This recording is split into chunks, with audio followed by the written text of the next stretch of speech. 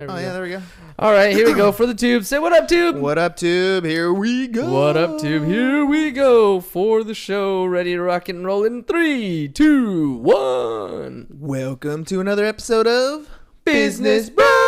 What up, ladies and gentlemen? Happy Friday. Hernan CS here, host of the Business Bros podcast, along with my co-host, the insurance bro, James CS. And as always, we have another fun-filled show ready to rock and roll for our listening audience. Boy, we sure do love them. Today's show brings us to a very, very happy Friday with no guest. No guest. Which is cool because we've been wanting to talk about some of the stuff we did. You know, this is actually, I think, our first one for the year that it's just us. No, guest free. I think guest so. free? It might be. I mean, you've done a few on your own, but they're kind of fillers. I always call them fillers. When I do a recording by myself, I just make sure that we have content to post out every day. So I don't even do those live. Sometimes. Dedicated mofo, dude. That's why. We said we're gonna do it. We're gonna do it. That's how we roll. It's amazing. I mean, I gotta admit, I'll tell you, like. Ashley Valenzuela from AI Entertainment. Yes. It was Arnie's birthday, January 2nd. Happy late birthday. Happy belated. I was there celebrating with him. But she hit me up and she, we started at the bar. She was like, dude, you guys are killing it every single day. You guys are still putting out content, this, that, and the other. I was like, thank you. Yeah, it feels good. It does. I mean, we've committed and we're going to make sure we do it. And it's been beneficial. It's totally been beneficial. For sure.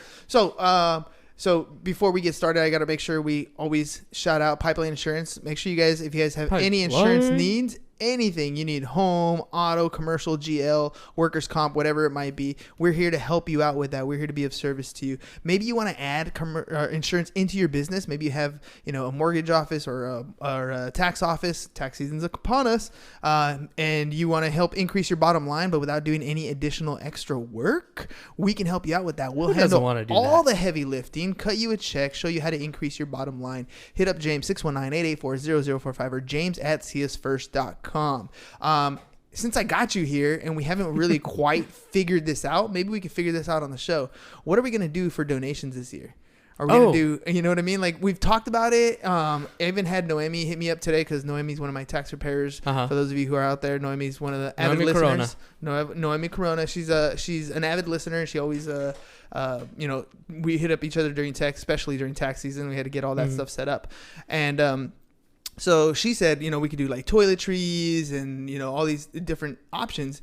And I had to be honest with her. I was like, well, the thing is when people donate, they end up in my garage. I got to also keep the wife happy, right? So I don't want to put things that are too cumbersome. So I was thinking somewhere along the lines of like blankets or hoodies. And That's what I was thinking too. I like the hoodie thing. I think it's... And we can do this one more short term. Winter is only... so long, right? By the time we hit February, it's gonna start warming up. February, March. Well, summer's warm, right? Summer's not in San Diego. But we still get cool nights, right? Sure. And these people are on the streets. They definitely need blankets all year round. But so we're thinking of somewhere between. Let's put this up for a vote with our listeners. So if you guys listen to this in replay or you listen to this live, drop a comment in our Facebook feed or send us a DM or send us a. We'll put a poll. We'll put a poll on the Facebook. Okay, cool. We'll put a poll on the Facebook and help us decide. We're either going to do blankets or we're going to do hoodies. Hoodies are going to be a lot easier to store. You can put them in bins nicely. So I'm leaning towards the hoodies, but we'll see what people want to donate. Cool? Sure. All right, ladies and gents. So that's the start to today's show. Help us decide. By when, though? What do you mean by when are we going to decide? No, what is our goal? Are we collecting them up until a certain point? Or are we trying to hit 365 again? I like the 365. All right. It's a number that we can hit nicely. And it's something that we can, number. and we can donate them towards the end of the year again, like we did some in November, some in December when it starts getting chilly. Deal? Nah. You want to wait till the end of the year and do them at the end? I'm thinking how many can we get by the end of February? Oh, like a rush. Yeah. Okay. Can we get 100 by February? I don't know. We'll see. Well, we haven't even decided what the 100 is going to be. 100 or what? Hoodies or blankets? Hoodies or blankets? Hoodies or blankets? 100 hoodies or blankets, and we can just donate those because like I said, it's cold right now, right? True. They need them now. How many can we get by the end of January? All right, let's do that. Let's see how many we can get by the end of January. The goal is 100. We got 20 days. So we've officially made a decision? Why not? All right. Let's do Decision it made. Let's do it for the month of January. Let's give ourselves a full 30 days. How about that? Full 30 days. So it'll run into a little bit of February. No problem. Going to run into a little bit of February, but February 10th, we're going to give away our goal, 100 blankets and hoodies. Boom. Done. Boom, done? Boom, done. All right, listening audience, we're going to need your help. We need 100 hoodies and blankets. Yep. And we're going to give them away to the homeless in February. On February 10th. February 10th. All right. On and around February 10th. Yeah, whatever. On and around February 10th. I haven't even looked at the calendar to see what's happening that actual day. Yeah, we haven't looked at the day. But that's the goal for us to raise the blankets and the... I almost said shoes. The blankets and the hoodies. All right, there it is. Sweet. All right, see, deal done. Look, Boom, that kind of we love hashing it. out of information is something that we ended up doing this week. So we wanted to hop on today's show and kind of share with you where we are as far as a company with Pipeline Insurance, because there's a lot of you out here who are in a position where you have a 9-to-5 and you're kind of starting to feel these feelings of, man, I like the people at my job. I like what I do for a living, but I know that I got to do something more. Either you want to start doing a little bit extra on the side because you want to get out of debt, or maybe you want to do a little bit extra on the side because you want to start going on vacations as a family, bigger, nicer vacations, or you want to buy a home, or you want to start, putting away for retirement. Whatever it is, you're starting to notice that your 9-to-5 probably isn't cutting it for what you want to do. So you want to develop something else. So we're always going to be an open book and share with you the different things that we're doing and we're working on. So that way, as you decide that you want to move on to the next level, you guys can reach out to us and we can help you get that stuff off and rolling. So Pipeline Insurance, we've been in the insurance industry as an agency since 2009, right, Ham? The Pipeline's been around 2009. 2009. 2009. Yes, so 10 years, going on year 11, and we are going on year 12. I think it was actually 2007. Now I'm thinking about it. 2007 is when our incorporating happened, because I'm starting to do the tax return for this year, so it has date of incorporation on there. So anyways, 12 years, we've built this company from pretty much nothing to a $12 million book of business, which is awesome. And you'd think building an agency that far, we've had everything figured out. Truth is, we don't. We have a couple different partners that we have. We have some management staff that we have in the office. And so what we did was we're like, look, 2020, we need to all be on the same page, and we need to all align what it is that we want to achieve individually within the company, and then, as a company, as a whole. So we bought plane tickets. We all went out to Austin, Texas, where one of our partners lives, and we sat down and we started hashing out, stuff that was important to us. So, some of it had to do with, which carriers we wanted to focus on and that sort of stuff, which insurance companies we wanted to focus our attention on. So we made lists and stuff like that. But the really core thing that we developed over this 3-day retreat that we had was everybody had a different point of view or a different perspective on how our company was organized, as far as a hierarchy type thing, who reported to who was in charge of what. And the truth is, we had a general idea, but there was nothing clearly defined. In other words, we've had people that we brought on either as partners or as managers because they have a specific skill set and they're really good at doing these specific things. So we bring them aboard to kind of grow the organization as a whole. The problem is, each person kind of sees the company a little bit differently and sees their involvement in the company a little bit differently. So when we went out to this retreat, one of my partners and I, we went for a walk in the morning. I did not go running over those 3 days because, first of all, it was cold in Texas, like really cold. It was only 48 degrees. Come on, quit being such a wuss. It was cold. No, truth is, and I didn't bring any gym equipment. I had all kinds of full of excuses.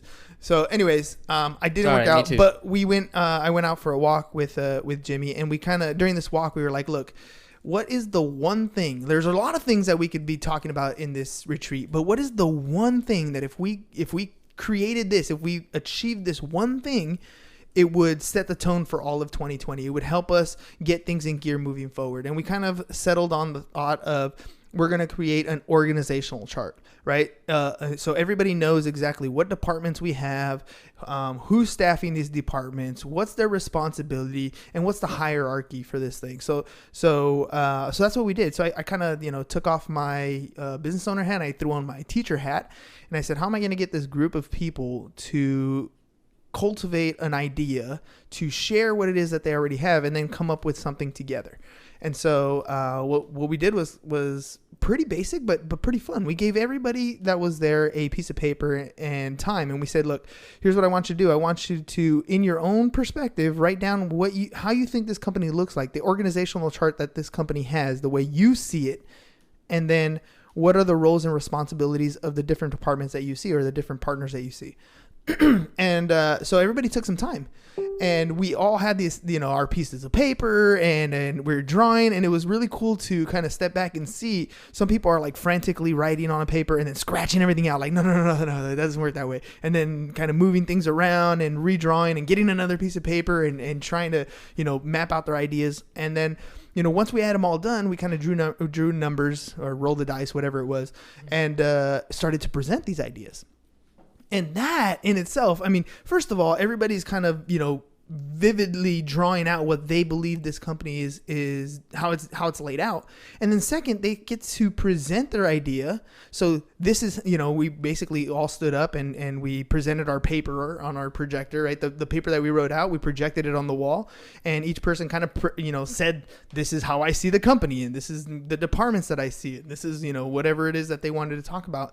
And then each of us, we all got to kind of break that thought apart. We got to ask our own questions, like, well, how do you see this? Or why do you think that is the way it should go? Or, why do you focus your attention on that aspect of it? And we kind of really like dug deep into each other. It was a lot of really good interaction and a lot of really good clarification, because that's an honest to God truth. When we build companies, especially when there are other people involved, vision is so important. We've talked, you and I, so many times about the E-Myth, mm-hmm. and how the entrepreneur is that visionary. It's that person. And yeah, sure, the entrepreneur, yourself and Jimmy are our two visionaries, really. And you guys have this vision that you have for the company, but even your vision of the company might be different. And especially when we're building this company the way that we are, with so many people involved, it's so vitally important that we have a similar vision, that we share the vision, and we all have an idea of where we're headed. Yes. And once you've come up with that, well, let's go back to coming up with it, because that's kind of the gist of this story, right? So we all presented, we all got questions, Q&A type thing. And I don't know about you, Ham, but for me, it was really awesome to see, like Corey's presentation, for example. Corey is our day-to-day management operations inside our office. So he runs, making sure that commissions get researched. He makes sure that the phone gets answered. He's making sure that the mail gets processed. All these different things that, seem like small tasks, but the small tasks add up to a huge load on his plate if we don't manage them correctly.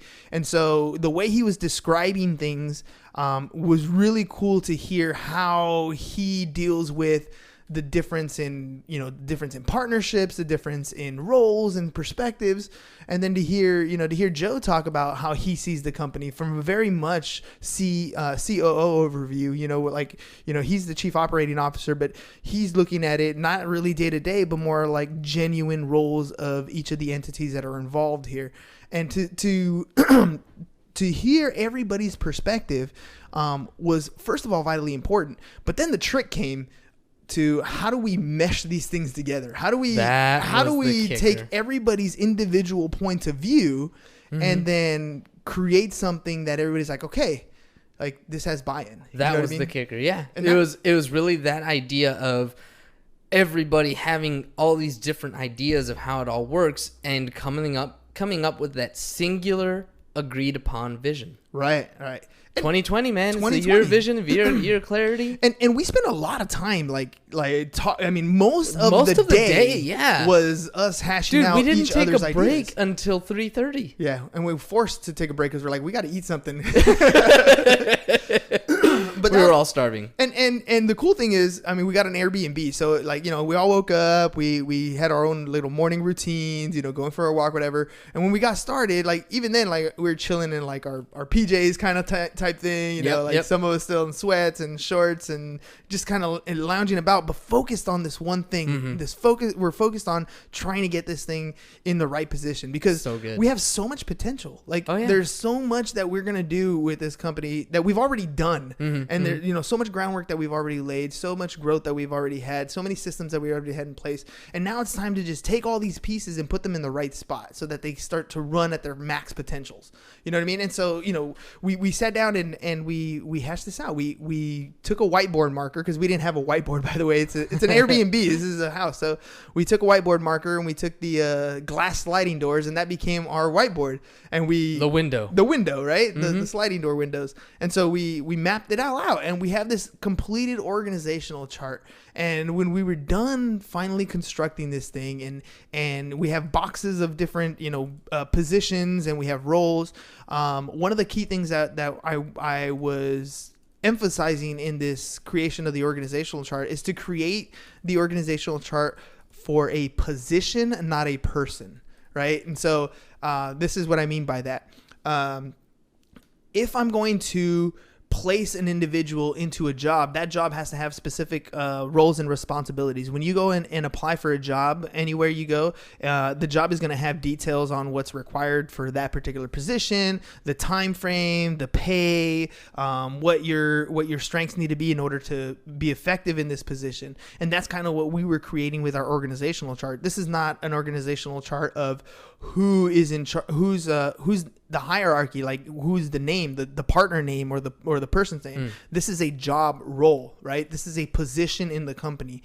Once we've identified what that position in the company was, then that was a complete organizational chart. Then we took each other and placed the responsibilities of those particular positions by name. Right. So then we took the information and we put a name to that particular job type. So this staff member that we have is going to be in charge of this department. This staff member is going to be in charge of this department. This person is going to be the manager of this part, and they report to this way. And then, you know, once we laid it all out, and it was beautiful. We could all clearly see that everything what we've talked about individually as a vision came together in this one chart.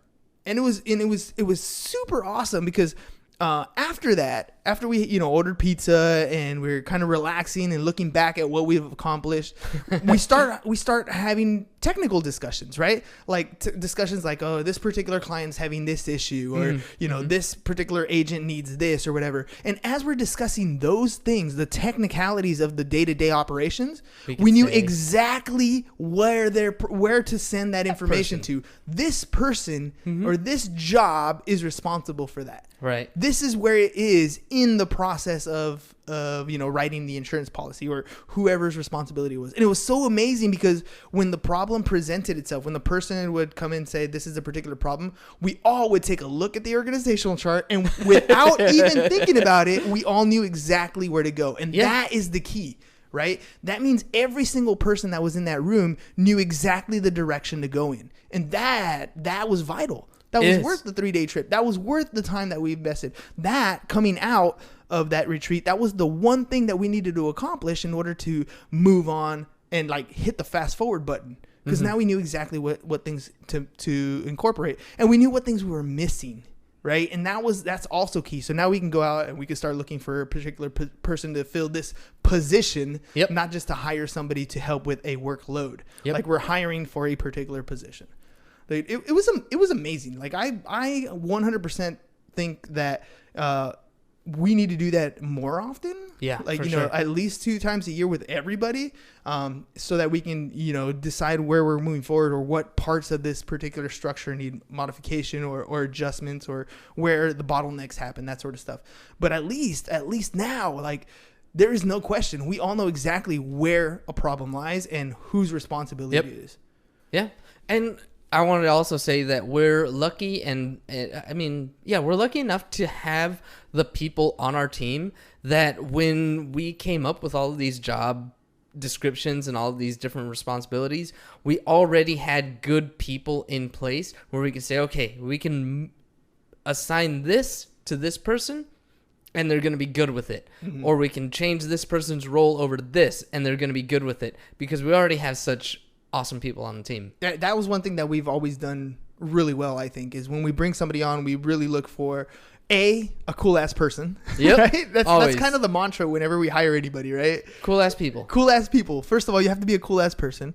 But second, like, to use the strengths of that individual, what they're good at, what they're going to excel at, and place them in a position where they have an opportunity to succeed. The best opportunity to succeed. And beyond that, now to support them in that role. You know what I mean? Yeah. Which is crucial. When we bring on a new agent, when we're talking about to you guys about, maybe you want to increase your bottom line in your business, we're really talking about us doing all the work for you. So you have a tax office or you have a mortgage office.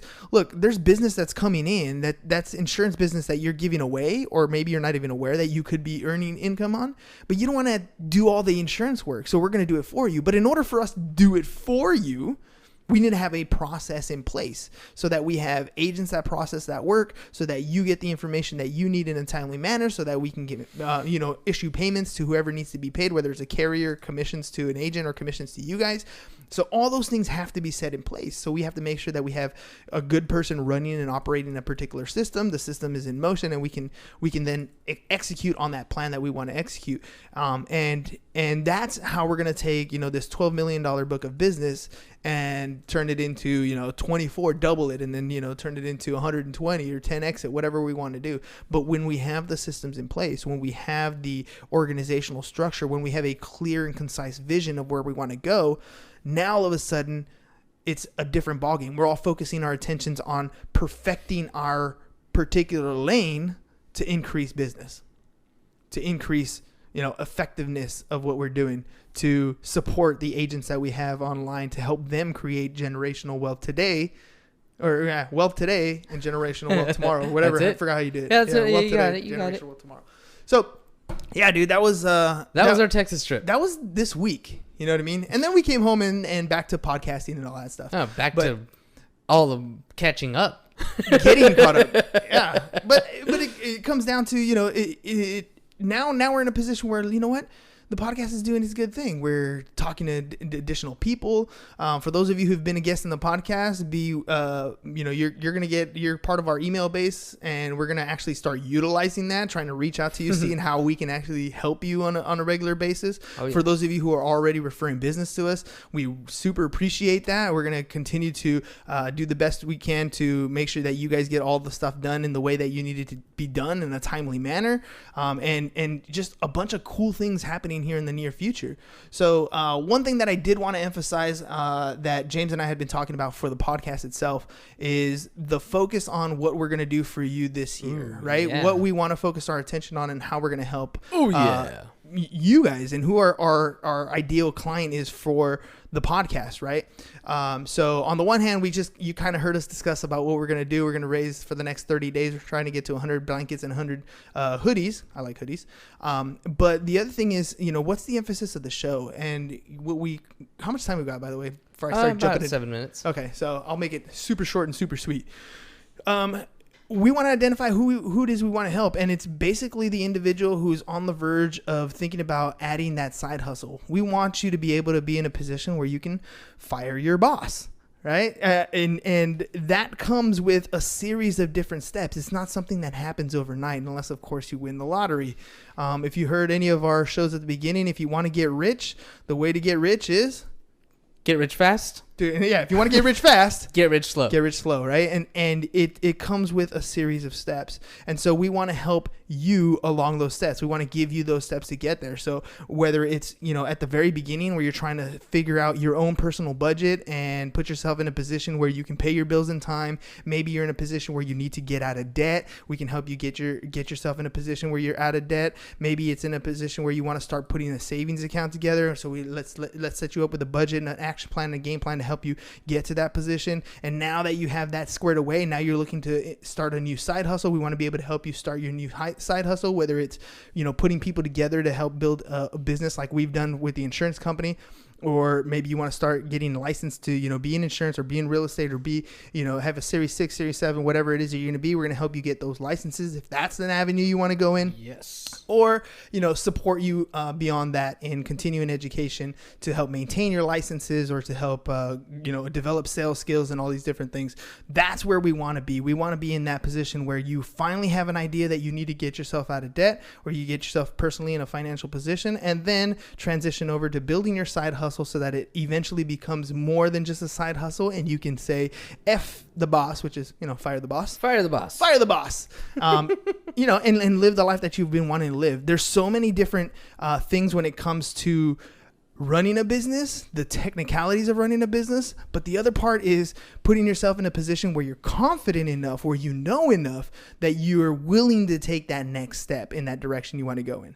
So, James and I have been talking a lot about what type of stuff we're going to be putting together. So there's a lot coming out for 2020, courses and extra help for you guys, licensing opportunities, all these different things that are around the corner for 2020 through the Business Bros podcast. So you're hopefully hopefully you're getting some fun and education stuff from people who come on the show who have made that transition, right? They've been in a position where they used to work somewhere and they decided to take a leap of faith, and what they did, where they failed, and how they overcame those, and how they become successful. And they fired their boss. And hopefully we're using those stories to basically help you on that same path. And that's the goal that we want to have for 2020. That's what we want to help you guys do. Wealth for today. Generational wealth for tomorrow. So thanks, guys, for hopping on the show today. Hopefully the Texas trip was informational. You guys kind of got an idea of what we did this week and where our company's going, so you can get an idea of where we are. And of course, we want to say thank you guys, because the company wouldn't be growing if we didn't have people like you guys sending us referrals and additional business. So thank you guys very much. Again, James at csfirst.com or 619-884-0045. With Pipeline Insurance. That's the company that we own. That's the company that we're growing. That's the company that's going to help you increase your bottom line. So, and keep an eye on this thermometer back here behind me, because it's going to be erased, and we've got 100 hoodies and blankets that we want to collect by the end of this month. So if you guys got anything, maybe you guys got some extra Christmas stuff that you don't know where to put it. You need a blanket place to put it. You guys can donate those. You got a hoodie that just didn't fit. You don't feel like taking it back because that Walmart line or that Target line to return is super long. Whatever it is, put it to good use. Put it to good use. That's all we got for you guys today. Peace. Bye-bye. And we're out. See you, Facebook. We love you.